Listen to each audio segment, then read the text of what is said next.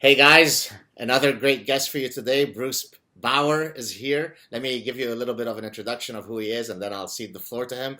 He is a film, literary, and culture critic, PhD from Stony Brook. We'll talk about some of his literary criticisms maybe towards the end of the chat. Author of many, many books, a few of which we'll focus on today, including While Europe Slept, How Radical Islam is Destroying the West from Within. Then a second book, Surrender, Appeasing Islam, Sacrificing Freedom. And then finally, one of his recent books, 2012, The Victim's Revolution, The Rise of Identity Studies, and the Closing of the Liberal Mind. How you doing, Bruce? Okay, how you doing? Great. Thank you so much for agreeing to do this. I know that you said that you rarely do these interviews, and so I'm uniquely honored that you've agreed to sit down with me. Uh, so Well, I same back at you. say again. Same back at you. Oh, thank you, sir. So I thought we'd start with you. You've got a unique personal history in terms of how you left the United States and moved to Europe. Maybe you can start us off by telling us a bit about your personal journey. Well, let's see. I studied English. I got a PhD in English. I was a literary critic for several years, almost exclusively. And then I wrote a book called A Place at the Table in 1993, which is about gay rights.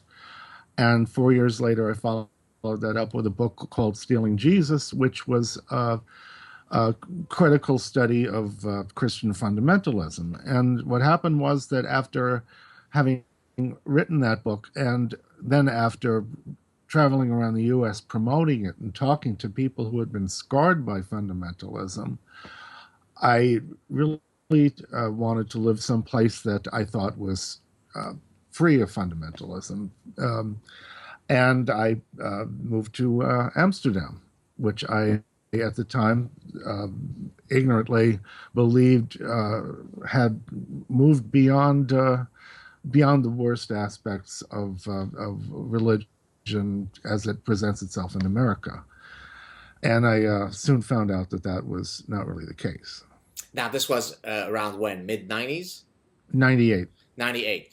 So then Yeah. you get to Amsterdam, and then sort of your illusion of this wonderful, modern, tolerant society was somewhat shattered. What were the forces that sort of realigned reality with your expectations?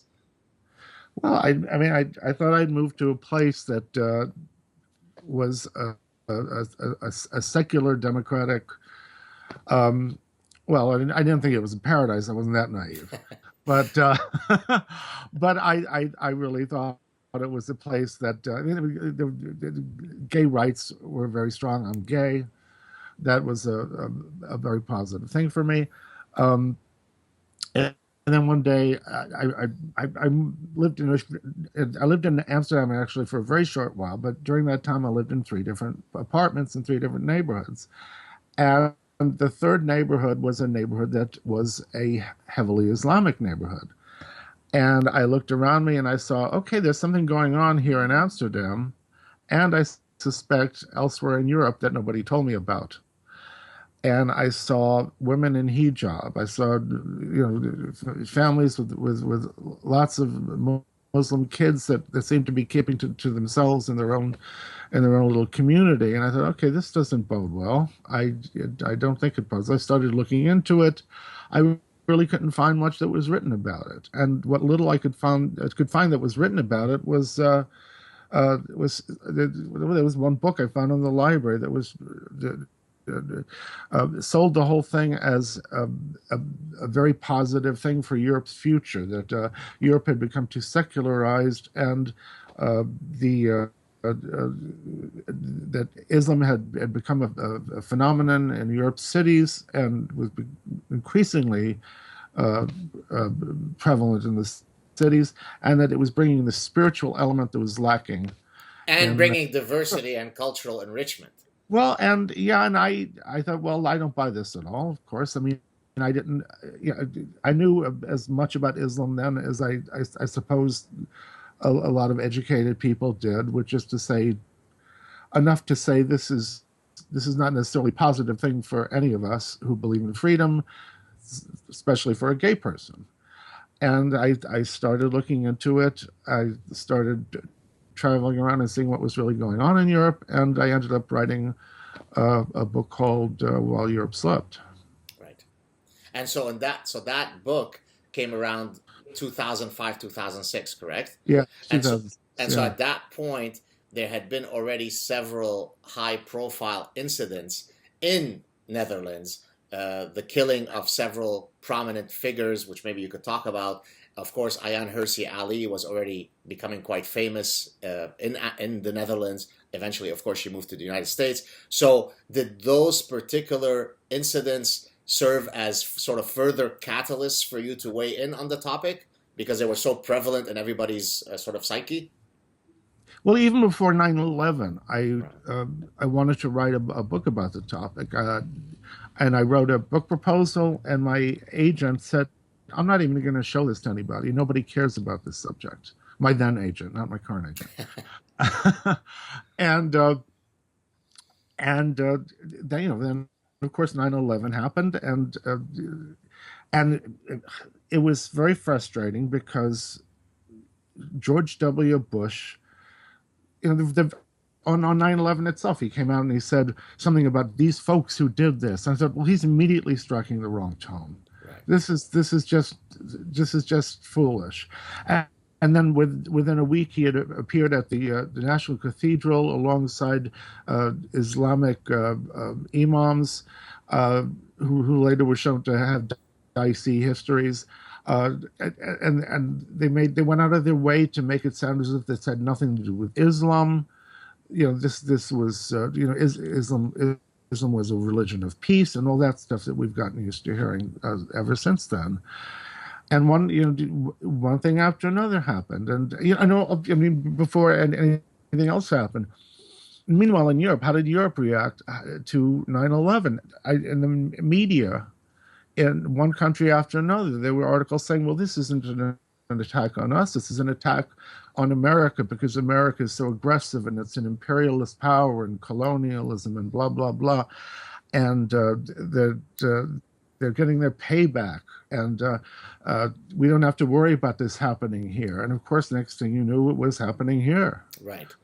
And so while Europe slept is in reference to the fact that most people go about happily pursuing their daily, objectives, buying the groceries and preparing for their son's graduation, and always thinking that whomever is,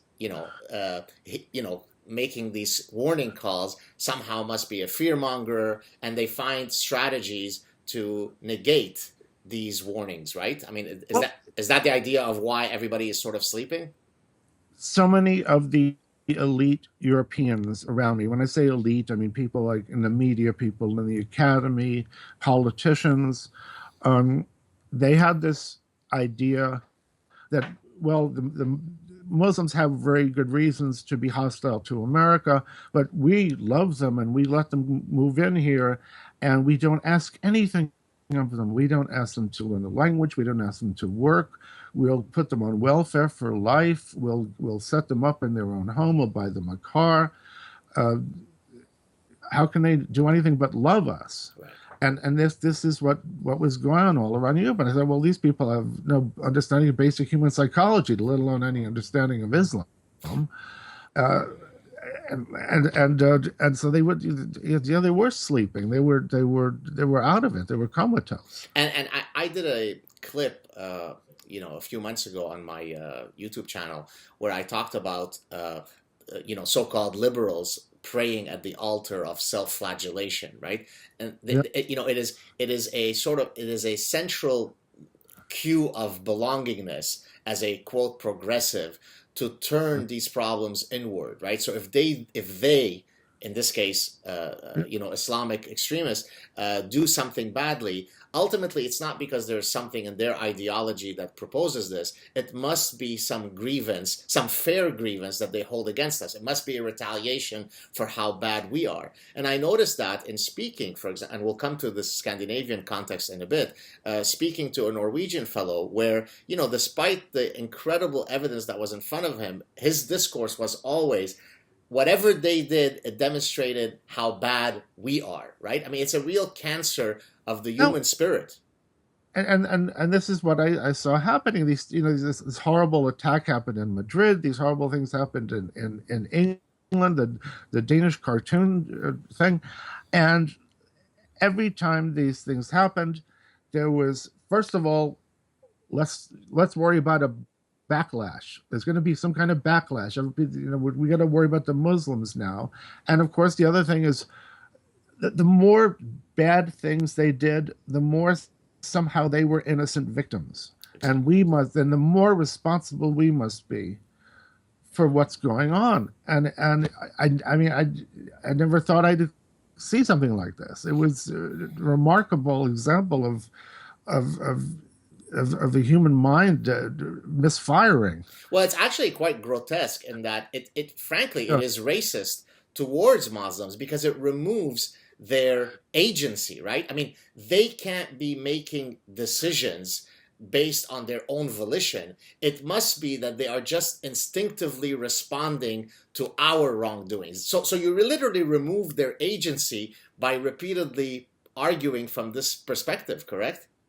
No, absolutely. The media would constantly be writing about these things as if, well, we can't expect anything else to happen when we say or do this or this or this. And it was as if they were a natural force, Right. and we were triggering some natural force. And it totally left the ideology behind their actions out of the picture. And that was what I saw over and over again. I mean, I had, by this point, of course, I had read something about Islam. It's, when you to grasp the basic points of what jihad is about is not that difficult. It doesn't take that long to actually read the Quran. Oh, but let me come in now with my ostrich brigade hat and give Yeah, you some. So of course, Bruce, you're a white guy who's not from the Middle East, who's not an Arabic speaker. So how could right. you truly understand that kill, kill, kill, kill, kill means really that when you translated the philology and the etymology of that word in Arabic? Kill means to caress gently while listening to Barry White. So you're just a racist, Bruce. No, exactly. There was one point at which the New York Times Book Review printed this ridiculous article by Tariq Ramadan. Do you remember this? Oh, I know This Tariq. I mean, he wrote this article about, and it was in the New York Times Book Review. It had nothing to do with reviewing new books. It was about how you open the Quran and suddenly it's as if like flowers and rainbows and unicorns come Yes. jumping out of the Quran, and it was and he's so good at just talking out the time and without saying anything, and it was just this ridiculous love song to the beauties of the Quran, as if there were no actual content to it. It's just beautiful poetry. Right. And it's like this, and the media kept being complicit in this kind of nonsense.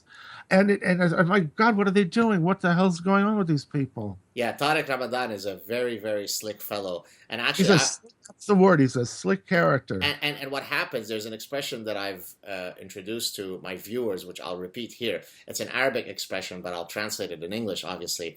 It Yeah. basically goes something like this: to get drunk by smelling the cork of the wine bottle, right? You just smelled and you get all dizzy and drunk. And that's what Tariq Ramadan is. He's the cork, right? He looks good. He's got a nice voice. He speaks in this postmodernist bullshit, Yeah.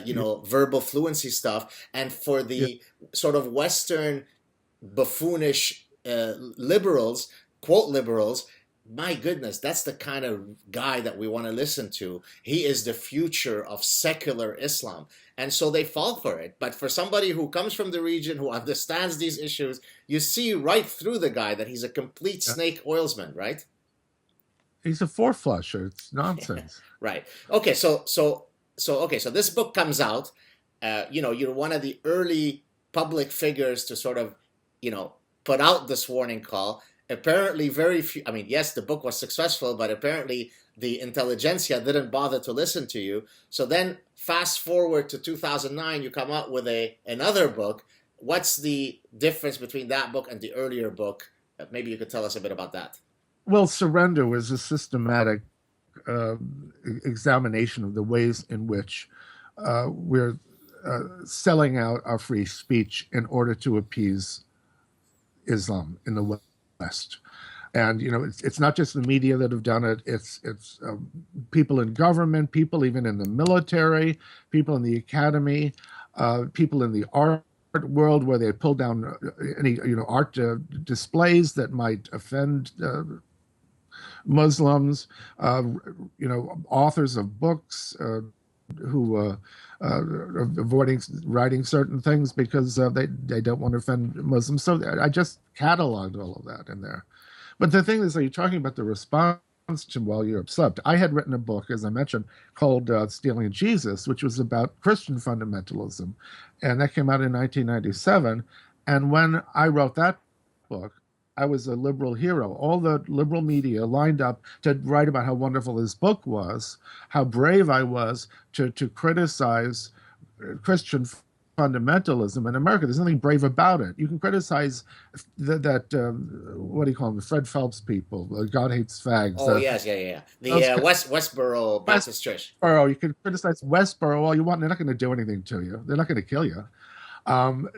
Then I come along and write a book criticizing Islam, and I'm this right-wing hate-mongering bigot. And the thing is, I'm talking about a much more serious, more dangerous ideological phenomenon than Christian fundamentalism in America. But this one is untouchable. Oh, I've documented this in various ways, even anecdotally on Facebook. I mean, if I put a post that is critical of some Hasidic Jewish phenomenon, I'll get all sorts of people who like it. If I comment about some, Southern senator who's an evolution-denying guy, then of course it's very progressive. If I post a link demonstrating that some Iraqi astronomer quotes the Quran to argue that the earth is flat, then I get somebody writing that, hey, why are you ganging up on these poor people? So it's just extraordinary. This is, I think you probably heard the term, the bigotry of the lowered expectation. Exactly. Yeah. Right. So so somehow you have to kind of lower the bar, which again is a form of bigotry, of racism. Somehow it's extraordinary. Now, of course, one of the only guys in Europe, and I mention him in part because you were in the Netherlands, one of the only guys in Europe who has been at the forefront of speaking out against some of the inherent clashes between Islamic tenets and Western liberal secular democracies is Geert Wilders. Maybe for those folks who don't know much about him, maybe you could tell us about him and where you stand on his discourse. Well, he's the latest in a line of people in the Netherlands who have stood up against all this. And one of the first was Pim Fortuyn, who was going. It looked very much as if he was a sociologist who became a politician because he saw what was happening with Islam in the Netherlands, and he was as liberal as he could possibly be. He was openly gay. He was, but he was the minute he started criticizing Islam as a reactionary force, he was denounced universally in that country as a reactionary himself. I mean, universally, meaning by the elite, the people themselves. He gained a great following among the Dutch people, and he was on the verge of probably becoming the next Dutch prime minister when he was gunned down by a what do you call it, a green activist, And so then along came Theo van Gogh, who was, an outrageous provocateur on the Dutch media scene. He was, he made a short film against Islam in collaboration with Ayaan Hirsi Ali, and he got gunned down by a Muslim. And I think he even shoved a knife in his. Knife. Yeah. Yes, and they shoved a knife in his belly with a message. With a message saying, "You will go down, O Netherlands. You will go down, O Europe. You will go down, O America." And the guy who did it had been brought up in the Netherlands. He was a Muslim who would have been held up as an example of wonderful integration until he did that. And then Ayaan Hirsi Ali, who was this incredibly brave, brilliant woman who came from the Islamic world, who escaped a forced marriage, taught herself Dutch, became a member of the Dutch Parliament, stood up very bravely, against Islam, which she renounced after 9/11.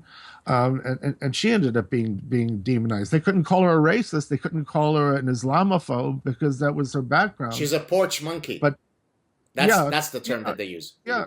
That's what she was, and according to them. And so she ended up having to flee to the U.S. And so then along comes Geert Wilders, who is a man who has, again, been labeled by all right-thinking people in the media in Europe and North America as some kind of horrible right-wing bigot, when this is a guy who has stood up for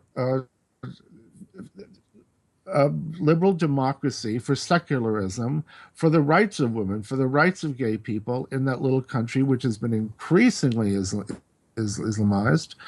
And he's, the head of his own party, which has grown and grown. And he's been targeted by the authorities. They have him on trial for speaking out his mind. Do you remember the case, and maybe you could add to whatever I might describe here, a few years ago when he was taken to court for so-called hate speech? During his presentation, he basically said, look, I mean, do you contest the truth or the veracity of anything that I'm saying? Of course, incidentally, whether it's true or not doesn't matter, right? People have a right to say wrong things and be idiots. But he said, do you contest the truth or veracity or accuracy of anything that I'm saying? And if you remember, the magistrate had said it didn't matter whether what you say is true or not. So if it's true, it doesn't matter if it foments hatred, right? So truth, if it's offensive, becomes illegal. Yeah, truth is no defense. Right, exactly. If it's offensive, it's offensive. And they're the ones who decide what's offensive, and offense only goes in one direction. Nothing that happens in the Islamic community or is said or done by the Islamic community we're not allowed to say that we find any of that offensive. Right. But they can say, if he criticizes it, if he just talks about it, if he describes it factually, he's being offensive. This is what's going on in Europe nowadays. And by the way, that's why we're going to come back to Scandinavia in a second. But in Scandinavia, when they report crimes, they remove the identity of the perpetrators because to include that information would be construed as racist. I mean, one has to step back and really stop to try to believe that such a reality could exist. You're a journalist whose job it is to report as accurately as possible information for public consumption, but reporting on the identity, say, of gang rapists is frowned upon because then you're going to be marginalizing the other. It's extraordinary. Well, the Germans are sending, do you see this in the last few days? It's been in the news. The Germans are sending police to people's doors to ransack their homes if they're found to be writing things online that are considered offensive to Islam. And this is only the latest in a series of outrages. People have been going on trial. Lars Hedegaard in Denmark and Elizabeth Sabadich-Wolff in Austria, and other people in France. And this is the new Europe. This is the new West. So what I want to then drill down in a second to Scandinavia, because you moved then from the Netherlands to Norway. But before we do that, do you see the pendulum at some point? I mean, you're right there in the trenches. Clearly, the public is aware of these issues. There is a complete disconnect between the public and the leaders. Do you see the pendulum switching, and if so, how do you see the thing playing out? It has to, something's got to give. And I think it has to give pretty soon. But the problem here is in Europe, I mean, in the States, and I suppose in Canada, we're used to the idea of that this is our country. These people in the government work for us.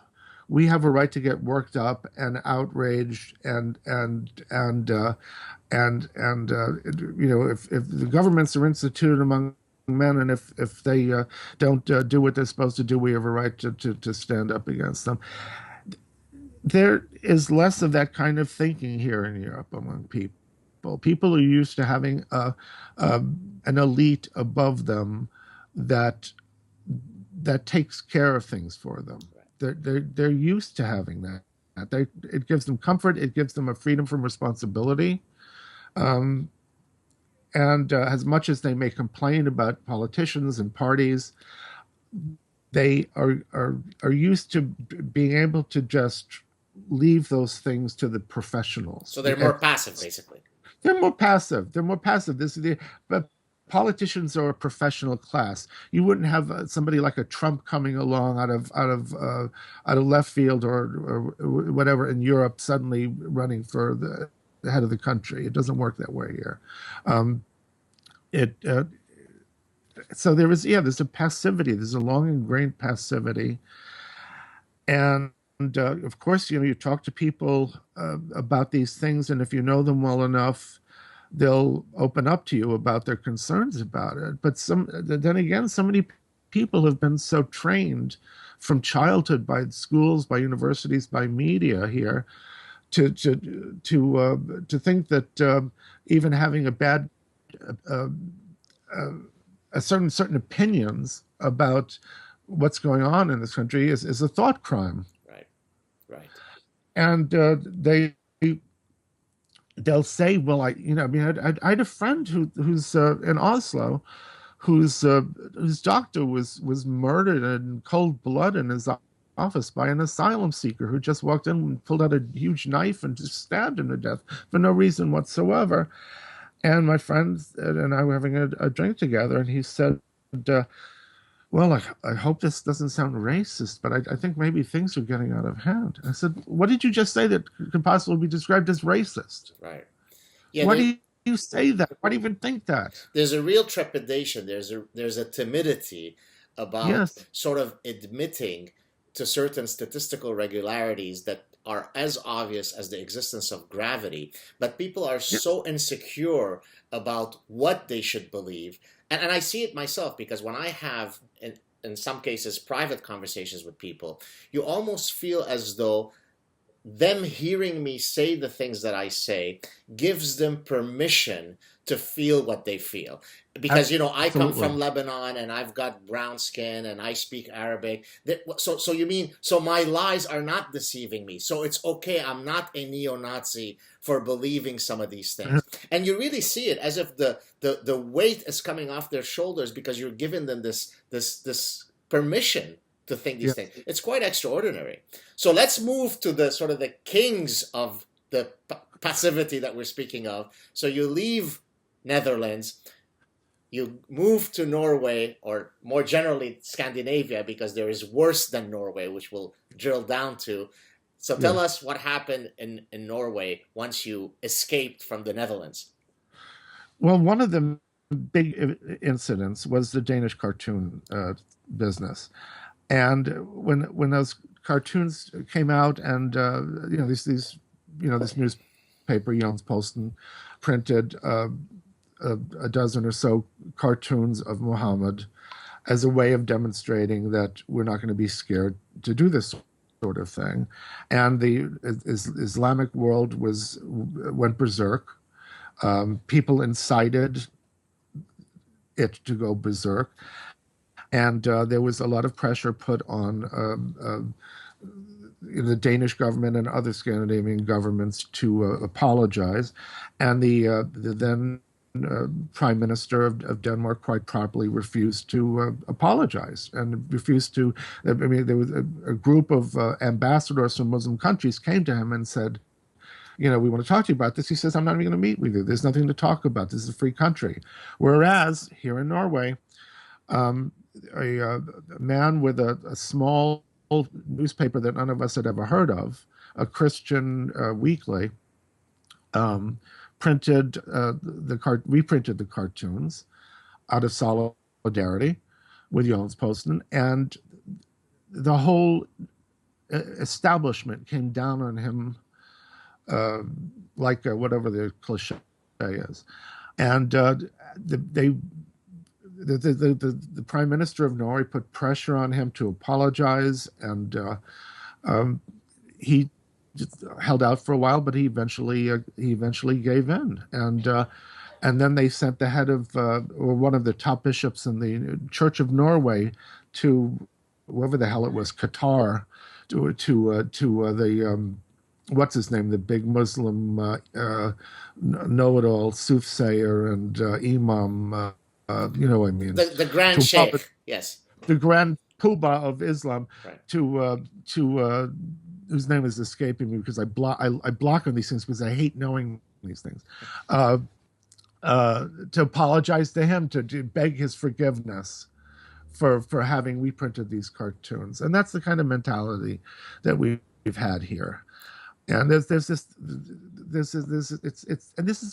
is a country that has so much good about it, and the people themselves in Norway are such, by and large, freedom-loving, brave people of farmer stock, no nonsense, down to earth, the real thing kind of people. I mean, a lot of people from this country helped form America and Canada, and they were some of the best citizens of those countries, and it's just strong and asking nothing of anybody, and it's a really admirable people. But the elite is so corrupt and cowardly and so ready to sell out all the principles that this country was based on, that it's just damn depressing. So now, what do you think? And I often ask this question to people in many areas of lunacy. And so let me pose it to you. Do you think that those elites, in the privacy of their thoughts, late at night when they go into the covers of their beds, are they aware of the reality, or have they so deluded themselves that they actually believe their utter suicidal positions? What do you think is happening psychologically here? This is a question I always ask too. I don't know. Do you know? I think it's a combination of things. I Okay. mean, yeah. So let me sort of try to drill down. Yeah. I think in Sweden, in Norway, in Scandinavia, and in many places in the West, Yeah. formal religion has been replaced by another type of lunacy, right? In this case, sort of infinite tolerance, infinite goodness is the starting point of our secular, quote, religious beliefs, right? And just like in religion, you suspend belief, right? You don't use evidence to argue against a religion, right? You have to have faith. So the same thing happens with the manner by which their brains have been parasitized by this discourse, which is, it doesn't matter what statistical evidence I provide you, you could never depart from your starting, quote, secular religious position, which is that the others are good. There is no amount of evidence that could sway you from that position. So if your brain becomes truly parasitized by this memeplex, then that's what happens. And so it is quite conceivable that they truly believe their bullshit because they've been infected by this memeplex. So that's one possibility. What do you think of that? Well, and also, the worse they behave, the more virtuous we are if we accept it. Exactly. And actually, it demonstrates how bad we are, because they couldn't have behaved this badly were it not that our grievance was so great to cause them to react in this way. And so again, when you go ahead. Yes, because we're so blind to the damn cultural differences, and we don't realize how powerful those differences are, that we interpret those actions in terms of what would it take for us to do those things. Right. And we assume that we've done that to them. Right. We assume that we've done to them what would have to be done to us in order for us to commit such atrocities. Right. So then in Norway, we know, for example, the rape stats are quite clear in terms of the patterns. Do you want to comment on that at all? Yeah, well, it's and in Sweden, it's even worse. In Sweden, it's even worse. It's usually not the Amish, I'm guessing. It's not the Seventh-day Adventists. I'm thinking it's not Hasidic Jews. Is that correct? It's not new atheists. Is that right? Am I on the right track? I think you may be right about Okay. that. All Yes, right. So and but the thing is that the pattern has been obvious for years. I mean, even before 9/11, it was a few days before 9/11. There's a woman named Uni Vikon who's what is she? A cultural anthropologist, some kind of anthropologist here in Norway. Very famous woman. She's always on television, and she's supposed to be an expert in Arabic and Islamic cultures. And I think it was just within a week before 9/11, she came out in one of the newspapers and said, well, and even then it's much worse now, but even then it was an issue. It was a problem. And she said, Norwegian women are going to have yeah. to stop dressing in a provocative way because they have to be aware that it's a multicultural society. Things are changing, and they need to take into account the way that these men from these other cultures think. Because the bottom line was, if you don't start dressing the way they do in that culture, then you're responsible for your own rape. And this mentality has continued to this day. And on top of that, of course, we have the authorities trying their best to either hide statistics or fudge with them and play games with them so that it doesn't look as bad as it is. But everyone knows what is really going on. And there's just an increasing disconnect between the official line and what people really know. Right. Now, Sweden, so that now you were just describing Norway. Among the hierarchy of the lunatics, Sweden takes the sort of the gold medal. What is happening in the water that the Swedes are drinking that is sort of sending them off the abyss of infinite darkness at a rate faster than any other Western country? Is there a particular mechanism that could explain what's happening in Sweden? The closest I've been able to come to an answer to that is to think about World War II. And in World War II, the Norwegians distinguished themselves the Norwegian resistance, I should say, distinguished itself. It was they may well have prevented the Germans from developing the atom bomb. There were real heroes in this country, and the Danes famously saved almost all of the Jews in that country. And shipped them over to actually Sweden, as it happens, which was a safe place because it was an officially neutral country. Now, they were officially neutral, but at the same time, they were their elite there was very friendly to the Germans. And there was an actually very good movie not that many years ago. Golly, what was the name of it? About the one the one member of the Swedish resistance, you might say. There were others, I suppose, but there was one man who was an editor of a small newspaper. I think it was in Gothenburg, and he actually criticized the Nazis as they were gaining power in Germany and after they took over. And he kept getting called on the carpet by the authorities until finally he got called in by the king. The King of Sweden. There's a scene in the movie which is totally based on fact, where the king says, well, you've got to stop this. You have a prejudice against the Germans. And you're a Nazi phobe. You're a Nazi phobe. Right. You're a Nazi phobe. And I think they've never been able to, I think the Swedes maybe have never been able to live that down. Right. They were basically de facto allies of the Nazis during the war. And so they've been trying to make up for it ever since. And this whole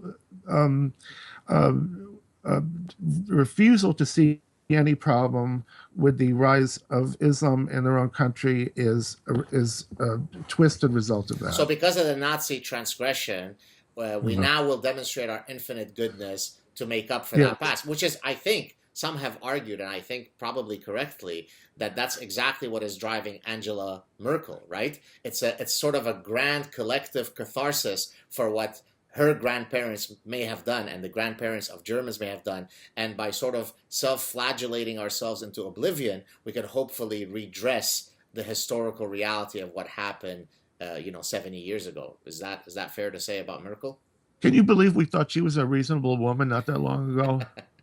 Right. Well, yeah, she's a lunatic. All right. So I think we've covered some of the key issues with Islam. Let's move on now to your more recent book regarding sort of identity politics, regarding the closing of the liberal mind. Maybe you can give us a quick elevator story summary of that book, and then we can sort of link it to some of the current realities that are arising in universities since you wrote that book. Go ahead. Well, it's just briefly, it's kind of a taxonomy of all the different studies in the humanities and social studies in the universities nowadays that are based on identity. Right. There's gay studies or queer studies. Yes. There's women's studies. There's black studies or Afro-American, or whatever you want to call it, Latino studies, and so on. Is there studies for overweight atheist Lebanese Jews? Yeah, because I feel like there should be somebody representing me.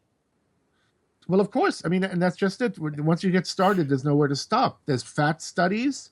I in writing the book, I attended a bunch of conferences, and I actually sat in on meetings where they were discussing fat studies. People were delivering papers about fat studies, and they've developed all these different. I was going to say they developed all these different theories, but there are no different theories. They're just words. It's jargon. It's nonsense. It's all they get these poor kids who don't want to. You're a fattist, sir. You're a fatophobe. What? You're a fatophobe. Then I'm a self-hating fatophobe. You're a self-hating fatophobe. So basically the reality is that identity becomes the epistemological framework from which we study things, right? And so it becomes a sort of. Go ahead. Now they take these kids who don't really seem to understand what it means to learn something, and they start teaching them this idiotic jargon and telling them that they're victims and that the whole society is arrayed against them, and what they try to do is get the goal. It's like some kind of board game where, like, if you're a lesbian and a woman and you're overweight, then you've got three whole different categories in which you're disabled. a victim. Disabled. That's another one, and of course the answer to none of this is. It's never, well, you really need to, part of the answer to this is you really need to be strong, and you need to be able to fortify yourself against prejudice if there is any real prejudice against you. And that's it's always about learning to cry victim. It's about reiterating these formulas in such a way and then they think that they're saying something. They think that they've learned something, and all they've learned is to keep talking about what victims they are. Right. So and there's so much. And the thing is, these are all subjects that could conceivably be studied in a valuable way. The history of gay culture, the history of the treatment of women and the experience and special whatever of women, all of these are subjects that could be treated in a serious academic way. Then the way that they are treated in the university nowadays has nothing to do with anything like that. It's all just victimology. Right. And this is what has led to these headlines that we're seeing increasingly in the last year or two nowadays about, kids who, and everybody, ordinary people look and say, what the hell's going on in the university? Well, that's what it is. I delivered a lecture a couple of months ago at the University of Ottawa on political correctness and the thought police. And so I went through a whole bunch of examples, some of the most egregious examples that I could sort of muster. And I'll mention a few here because it fits in the context of, the identity politics and victimology poker and oppression Olympics that we're talking about. So, for example, a professor at the University of British Columbia filed a human rights tribunal case against the university because she had been denied tenure because she hadn't produced enough after many years, and she filed this case because in her native first, I don't remember what the correct term for Canadian native indigenous people is, but Uh-huh. she said that there is an oral tradition, and so that by imposing sort of this other culture's mode of communication, which involves, writing, Oh that yeah. was against her, and that case is being heard by the I don't know if it's the British Columbia Human Rights Tribunal or whatever, whichever body it is. So the fact that someone in academia can actually propose this, and it's not a satirical piece, and it can be taken seriously, demonstrates how cancerous this type of thinking has become, right? And it's the thing is, when the book came out, the review in the New York Times actually said, "Well, it's not as bad as he says it is, and actually things are getting better." This sort of thing Actually, is really I discouraging. read that review. I read it. Yes. Oh yeah, Yeah, yeah. it's always like that. Whenever you warn people about something, you must be a fearmonger. You must be distorting the truth. I mean, come on, this is not really that bad in Islamic countries. Come on, you're not really serious about all this, right? It's because again, it makes people feel good, right? I mean, you're the quack who is saying all this nonsense. The reality is much nicer, and I can go on about my day without worrying about what this neo-Nazi fatophobe guy is saying, right? Well, I mean that's just it. Yeah, either they say that you're exaggerating things out of all proportion, or just dismiss you with some epithet. You're a racist, you're a bigot, you're hysteric. Do you And see and this yet here we changing? are. This is what's we're living with the results of Now, yes. What's that? I was going to say that if I may say, I'm one of the few professors. You're out of academia, right? So in a sense, you Yeah. could say you don't have skin in the game because you could utter all the things that you utter. You could espouse all the positions that you do, and Uh, you won't necessarily have the same blowback as I might. Yet I'm very vocal about it. Do you think that there is a growing number of academics that you're aware of that are basically saying enough is enough? We need to reclaim proper discourse. We need to bring back reason, logic, science to the campuses, or do you see this only worsening? I certainly don't see a lot of new voices, but you would know that better than I do. Do you think there are? Not too many. I mean, what I do get, and I've said this previously publicly, I do get a lot of academics who privately write to Privately, me, yes. Oh, exactly. saying Oh, yes. I get that what too. a hero I am, and how they admire my work, and how Yeah. they wish they had the courage. But of course, then they don't have the courage to just like my Facebook page. I mean, just like it, not even comment on it, right? Just liking it might be too dangerous because then they would be criticizing some colleague or so on.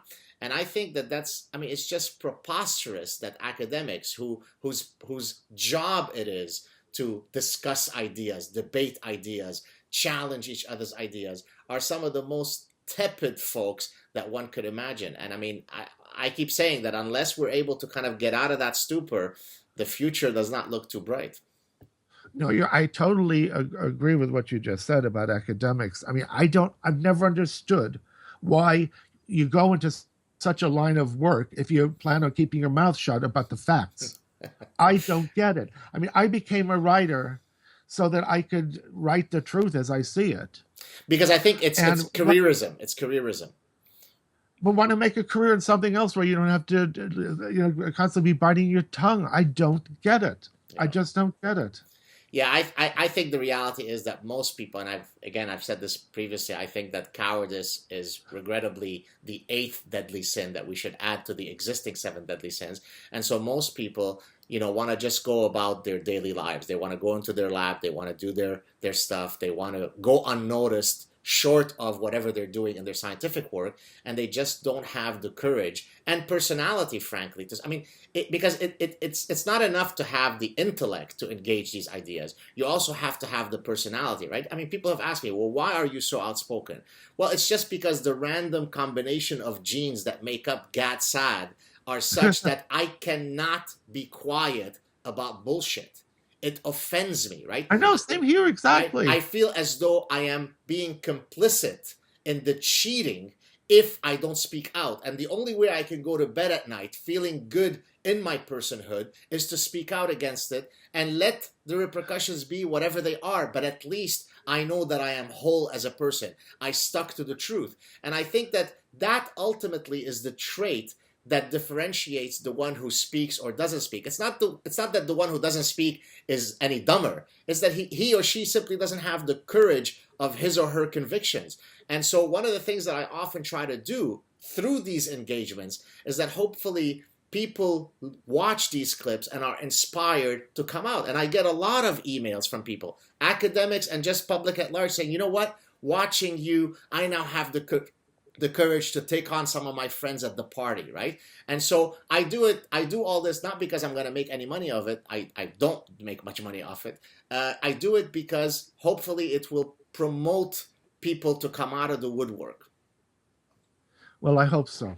And the thing that gets me though is like what's so interesting. You can understand like somebody who's like in an untenured academic position being nervous about saying everything they might want to say, but somebody who's tenured and where the only fear is that they might be uncomfortable at a party, right? That's enough to keep them from speaking out about the truth and maybe changing some minds and maybe helping shift the culture and save the future. Yeah. That I don't get. That I don't get. People who have children. I don't have children. I do. Young ones. Yes, and of course, so that you're invested in all this. Yeah, and actually, I've had this conversation with my wife because she's often told me, why do you have to sort of take the mantle and take?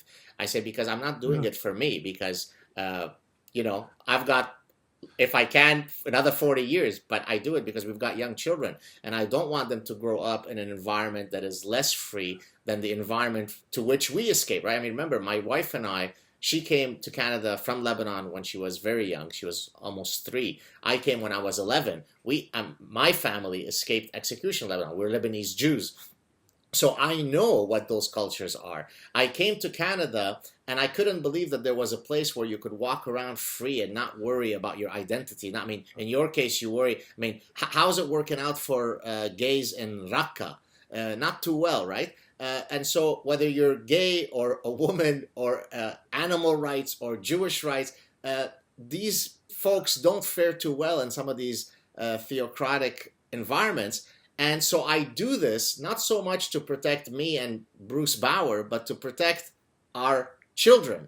And yet most people don't care. They think, let somebody else worry about this. I've got to publish my paper to get tenure. I've got to get the groceries. I've got my son's bar mitzvah. And again, it's cowardice. And so many people just don't appreciate what it means to live with the freedom that they live with. They hear people saying things like this and they think it sounds corny and naive. And the sophisticated thing to do is to mock the idea that the West, or especially America, for example, has some special liberty that is worth honoring and worth protecting, and that this is kind of an old-fashioned idea. And in the academy, these kids are brought up to, or they're trained to sneer at these things. Right. Well, so which kind of leads us to, I mean, I guess that's part of the moral relativism. Who are we to judge the other culture? Who are we to argue that our cultural values are better? And that is quite connected to something that we, I think, both hold great disdain towards, and that is postmodernism. This leads us to the last segment where we talk about postmodernism and some of the work that you do in literary criticism. So first, tell us about your position as, of course, an expert, as somebody who did a PhD in English. What's your views on Foucault, Lacan, Derrida, and the rest of the bullshit scam artists? you just pretty much answered it for me. Well, I just wanted to make sure that you knew. I wanted you to know what my position was. I had no doubt what your position was. No, I can say is that I agree with it, and it's that whole mentality has been so poisonous, not just in the academy and in literary studies, but generally, culturally, just these fashionable ideas, of the nihilistic ideas, these ideas that anything can mean anything, or that words can mean what we want them to mean, or that uh, um, any text is of equal value to any other text, and that sort of thing. Um, it's it I mean, as a literary critic, I became a literary critic because I was a kid who loved to read. And there were certain books that I loved more than other books, and I was curious to know, okay, what makes this so wonderful? That's what they're and what makes America better than Russia? What makes we need to exercise critical faculties throughout our lives, and everything is not equal to everything else. So how? Go ahead. Sorry, go ahead. No, you go ahead. Go ahead. So I was going to say, so then again, it leads me to a question that I asked earlier when I said, do you believe that those political elites believed in their nonsense? So here's a question that I've also asked in the exact same form regarding all the people who either buy into postmodernism or the ones who originally espoused it, like the French postmodernists. Do you think that, well, let's speak about Foucault, Derrida, and Lacan.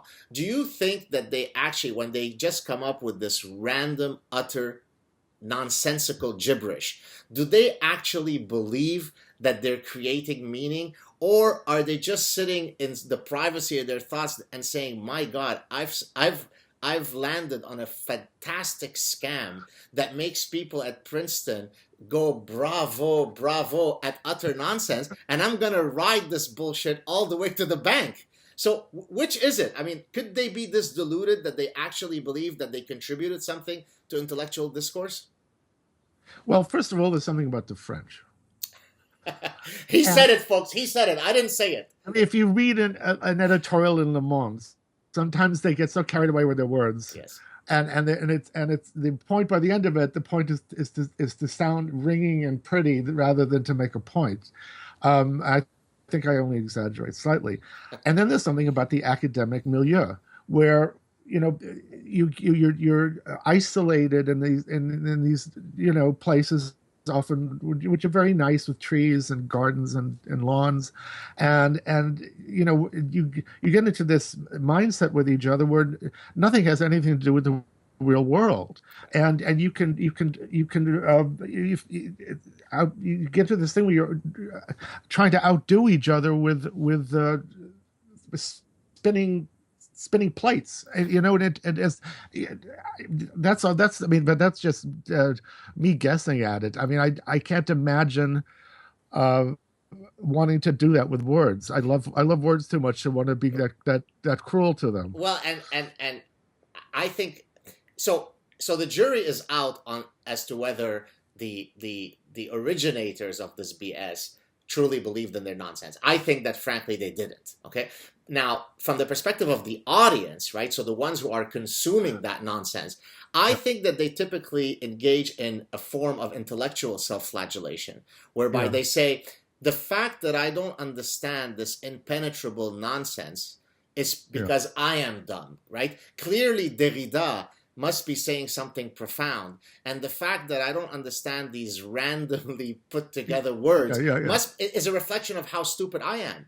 And as a matter of fact, I've had a lot of people, both publicly and privately, communicate with me that, my God, until they saw my criticisms of these folks, they actually went through university thinking that they were idiots because they never understood postmodernism, and I liberated them from their insecurity about them being idiots, that in reality they weren't idiots, it was just a scam. Well, a lot of this was about people in the humanities and social sciences buildings looking over across the quad at the people in physics and chemistry and biology and astrophysics buildings. I've said the same thing. I've said the exact same thing. Sending to the moon, and they're thinking, what the hell am I doing? I'm reading a poem. I'm analyzing a poem. I gotta compete with these guys somehow. Right. I mean, Einstein said, and I'm sort of paraphrasing, I don't remember the exact quote, but that, if it's a physics paper if by the second page you're lost. And you know that it's a mathematics paper if by the second line you're lost, or something to that effect, right? Right? Mathematics involves, and as somebody who studied mathematics, right, it involves an otherwise impenetrable language to those who Yeah. are on the outside, right? And now, Yeah. but why are those bastards in mathematics so smart and they are sort of on the top of the intellectual hierarchy? I can create the same type of impenetrable verbal fluidity using my own randomly concocted symbols, right? I'm just as good as the number theorists in the mathematics Yeah. department. So I think you are exactly spot on. I've said the exact same thing. When I was my first day in graduate school, I went to meet with the head of the department, as we all had to do. And he looked at my scores on whatever test that is you have to take. And he said, "Well, why aren't you in physics?" And I thought, well, this is an insecure fellow. I mean, this field isn't good enough for smart people. I Right. mean, what is this? And that's really what is going on there to a large extent. It's like it's not good enough, and there's not this understanding that hello, it's not supposed to be competing with that. It's Right. two different things. Right. Right. It's Exactly. two Now, different. so what are the tools? So okay. So let's say if we agree that Pomo is not the way to go, you are a literary critic and a film critic and a culture critic. What are the tools that you use in your critiques? And then I will bring in some of my evolutionary stuff to hopefully complement some of your tools. But tell us about, the way you go about drilling down a particular cultural form. How do you do it? Well, golly, I don't. That's the hardest question of all, I guess. I mean, I started out as as an academic. I mean, I got my PhD. I learned how to do it. I studied under professors from different pre-postmodern schools of criticism. The Chicago critics. The new critics, as they were called, but impressionistic critics.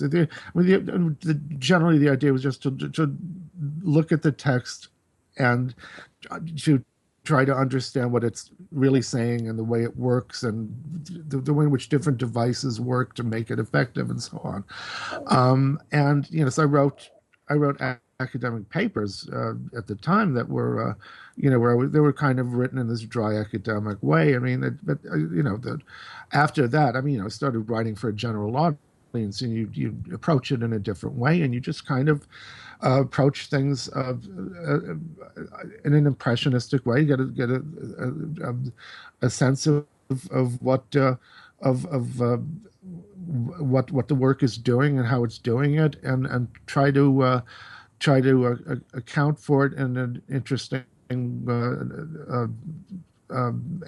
hopefully entertaining way. Now, do you usually come from a particular lens? For example, the Marxists will use some sort of Marxist perspective. The feminists will use a feminist perspective. Or are you sort of ideologically free coming into the process to tell a story about that particular production?